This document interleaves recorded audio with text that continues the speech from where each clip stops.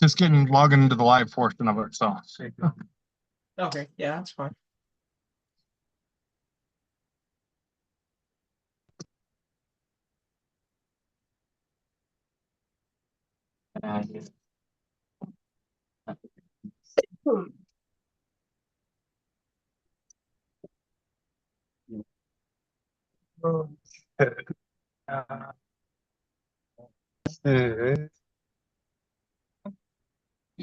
Okay, here we go. Ladies and gentlemen, fasten your seatbelts, hold on tight. Run for one crazy ride tonight on the Josh Nolan Full Throttle Racing Show. #1 on YouTube. We have with us returning guest, Domonic White. Welcome back to the show, Domonic. Yeah, thanks for having me back. I appreciate it. So, Domonic, let's talk about get an update of how your racing season is going. How is that going for you? Just go.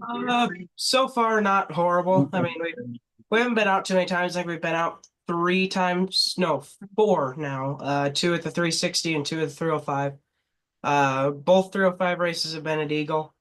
And we haven't made the A either time we've been at Eagle, but the first one was the Icebreaker, and they had quite a few cars. So we were leading the C feature for a while. We ended up in the B, making the B, and we went, I think, finished like 10th or something in the B. And but Eagle's tough. That it's hard to master, and the people who race there are really good. You got people like Stu Snyder and Shaylee Bade that are there all the time, and you got Legos Jr. was there for the Icebreaker deal, who's won championship after championship. Cole Vanderhayden, all those people are there really fast. So that track's really tough to tame and to drive on itself. And then we took the 360 up to Stewart International Speedway in Stewart, Iowa. Which I think went pretty well. We won the B feature and finished, I want to say like 17th in the A or something like that, but it was against some stiff competition. I mean, Tasker Phillips was running up front for a while and crashed. So, I mean, the track was tough in a sense. So, learning a lot. And then we went to North Platte we went to Lincoln County Raceway in North Platte, and we were running all right in the heat race. And then we thought that we had something break. We thought it ended up being an engine. We thought it was an engine issue, and it ended up being power steering pump broke. So then it was dumping all the oil out of it. So Wow. that car's had a little bit of bad luck for us, but hopefully we've gotten that all out of the way, and we should be able to run pretty good. And we're going to Norfolk or Off-Road Speedway here, 45 minutes from our house on Saturday with the 360. And then here next week, we should be getting into more than one race a week with the sprint car stuff. Large one, whatever that is. Okay, and so what paint scheme did you come up with for your race car this year? We ended up with the same thing we've had, blue and black. We didn't really need to rewrap the 360, so we kind of left that where it was, and we wrapped the 305 to be the same thing, just to make them look the same, make them look like, I'm the one driving both of them. So went with blue and black. I've always been pretty partial to dark blue. That's probably my favorite color. And then maybe next year here hopefully we get enough shows in both cars to have to rewrap them with, rock chips, and hopefully not, but maybe you have to rewrap a wing too. So you never know how things will go. And so we'll probably rewrap next year. We didn't this year. Just the 360 didn't need it, and it's kind of a pain to try and wrap both cars, especially when neither of them one doesn't need it. So we just left kind of same. What tracks are you planning on racing this year? I think we're gonna go to Jackson Motorplex with 305 a few times. I know we're gonna run Eagle some more, although sometimes that track doesn't make me the happiest person in the world. But I mean, once we figure it out, it'll be a lot better. I think we go to Moberly Motorsports Park in Missouri with the Malvern Bank deal. We go to Boone County Raceway in Albion with the 305 and the 360. Off-road's always fun to go to with the 360. Probably try and hit Huset's some with the 305, and I know we're going to go to Stewart, Nebraska with the 305. It's a place where me and my sister can both run our cars. They run micros and 305s, so we can go there and we can get both shows in without having to stop her from racing or stop me from racing. So Okay. So Yeah. what have you done different to your team this year to kind of build on the success from last year? We've added a crew chief in a sense. It used to be me. I was setting everything up and trying to run everything, which was going fine in the micros after 4 years of doing it. I had figured out, my way around things and how to do things. But with the sprint car stuff, I was kind of just spinning my wheels. I felt like trying to set it up.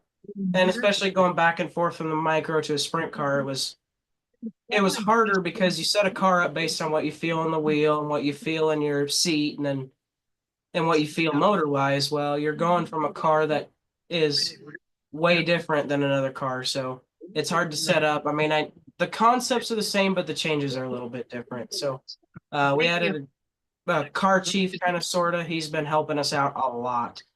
There's been a lot of times that I didn't know like what he was trying to do with a setup change. He's been telling me what I need to do or what each setup's going to do, which is amazing.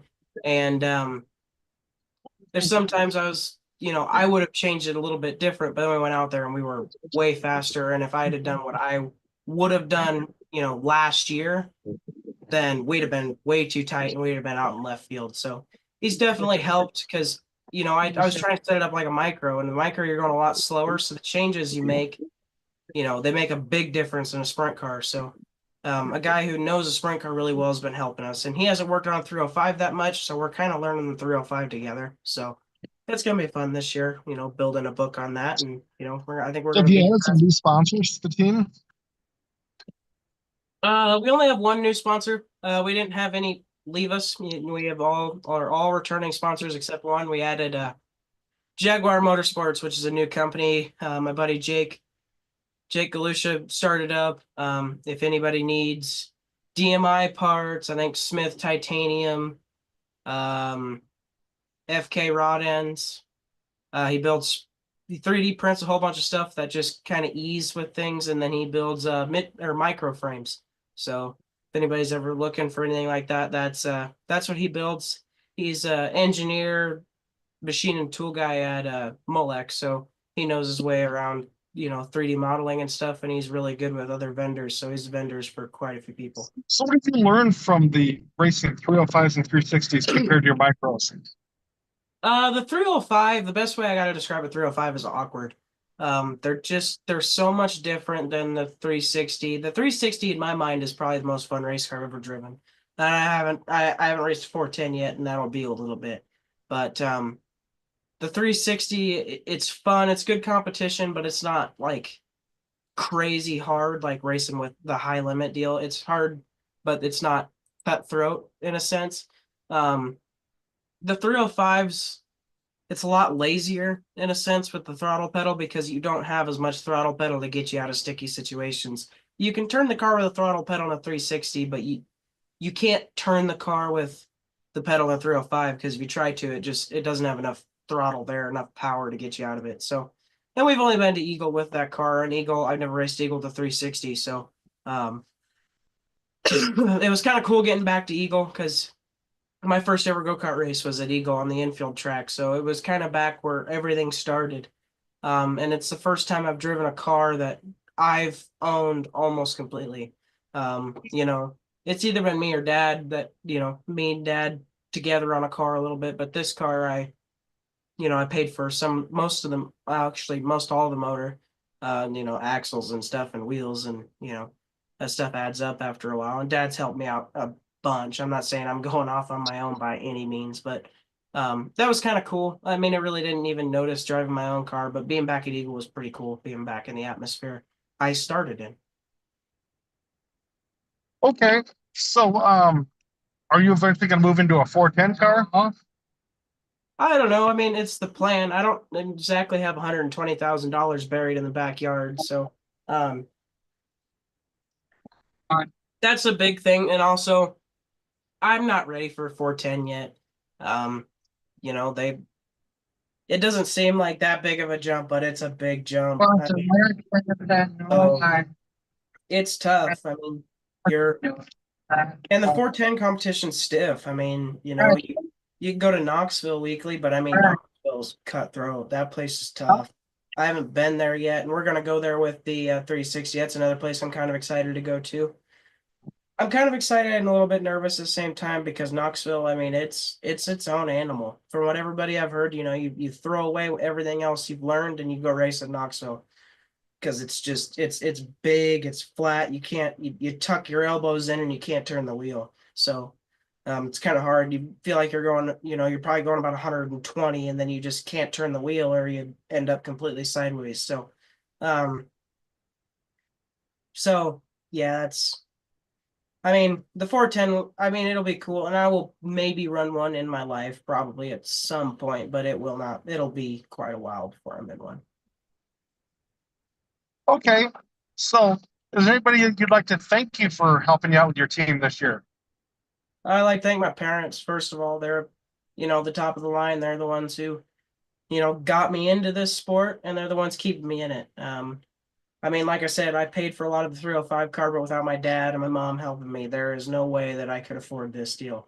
It'd be 6 years before I could put a car together by myself, with the equipment I like to put on my cars, the names I like to put on my car. And I'd like to thank Maurer Land and Cattle. He's been at the races almost every time this year. And he's been a great help sponsor wise, a great person to go to if I'm asking for advice, and a great person just to help. Um, Jake Galusha's been helping us quite a bit. RCI, Rook Construction. Tim Engler helped us a ton. He's got that 305 dialed. I mean, that thing's fast. It's tuned perfect. And then JB Lawn Care, Main Street Auto, Speedway Motors with that's the engines that we run. And we went to P&M Machine with our micro motors too, and he's been great for us. That's about all I can name off the top of my head at the moment. And White Farms and DNA White. I mean, that's part of the farm, and that's my grandpa with White Farms, and he's the one he's not always at the races because I think it scares him a little bit, but he's coming around a little bit, and he helps he helps here when we're away. So I can't thank him enough for that. It's a big help because you can pay people to do it, but you can't always trust people more than your grandpa. So that's been a lot of help uh, for him helping run the farm while we're gone. I'd like to thank you for coming back on our show tonight, Dominic, and giving us an update of how your season's going. Um, good luck to you the rest of the season. I will call you in just a little bit to say thank you. You can. Bye. Okay, sounds good. Thank you. Thanks. Yep, bye-bye. Bye.